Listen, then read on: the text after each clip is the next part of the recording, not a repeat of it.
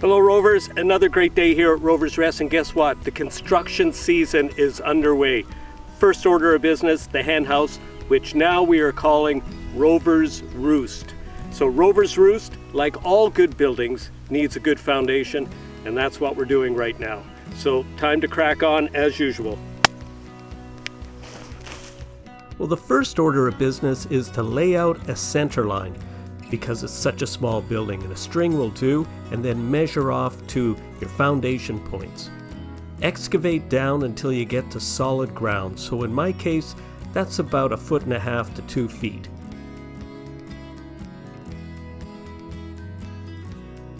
From there, you'll want to backfill.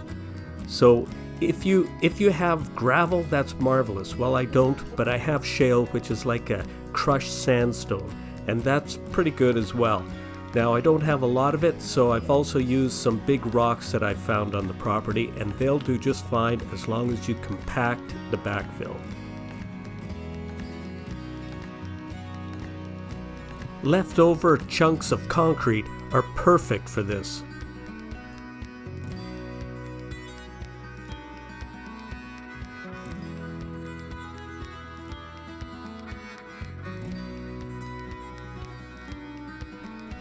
Well, it's time to do a little backfilling. Now you're probably wondering, why dig a hole and remove a bunch of soil and then put a bunch of fill back into it? Well, the reason is that soil is a growing medium. It's organic, and because of that, it absorbs water and it changes its shape, it expands, it contracts, it freezes, and a whole bunch of problems. So we always excavate down until we get to what's called undisturbed soil. So that's like a subsoil that's really, pretty firm, and you remove all the topsoil. Then you put in something that's very porous. So gravel, like I said, is great, but it's very expensive here on the island because we don't have natural rock here. But we do have a lot of sandstone. So I'm using crushed sandstone here. It's called shale, and we use it a lot in our building projects. Now, with any of these, you really have to compact several times as you're doing this. You don't want to just fill the hole and compact the top, because there will be voids located below that. So you need to compact at several points when you're backfilling. Now just sit back and let me take care of this. So you take that standard issue work boot, spread it out, just press it down a little bit, and then you take what is arguably one of my favorite tools, and that's the tamper. So it's a 10-inch by 10-inch tamper, and I tend to use this a lot, especially for these small building projects. It's a wise investment if you're going to be doing any small buildings. Well, you know you're finished when the compacted product is just a little bit higher than grade.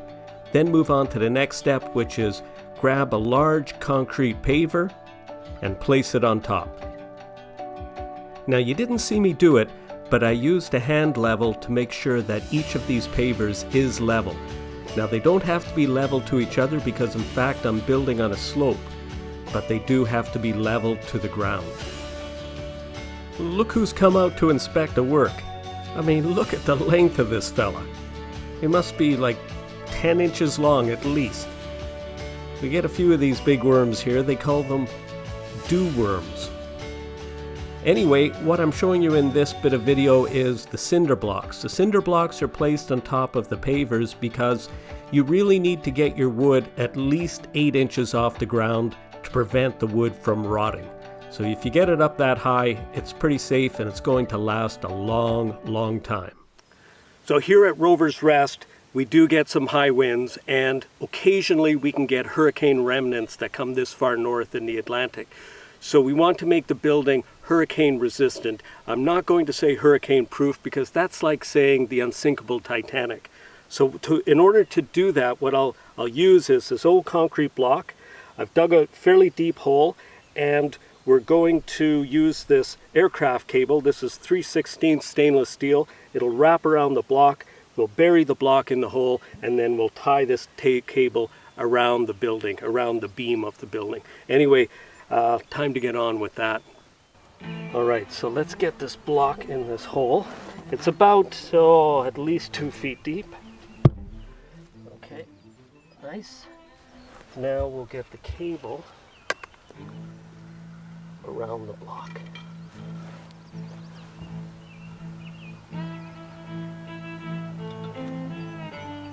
Okay, good.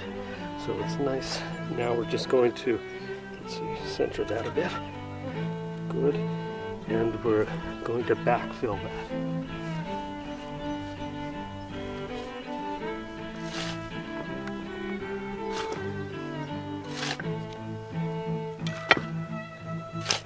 Going to make sure that the cavities in that cinder block are totally filled.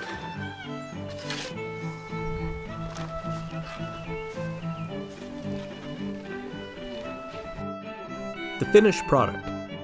The cinder block is fully buried, the cable is wrapped around it, and we fully backfilled, filling all the voids in the cinder block.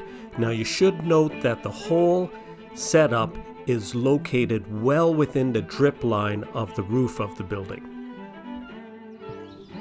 Well, the swallows have been really active, and we've seen them mate several times. They do so in the most precarious way on the power line. Anyway, I don't think she's laid her eggs yet. She's still pretty active, going in and out, but it should be soon. Well, in the next episode, which I'll get out in probably a couple of days, I'll show you how Mrs. Rover and I managed to frame up the building. And Rovers, as always, thanks for watching.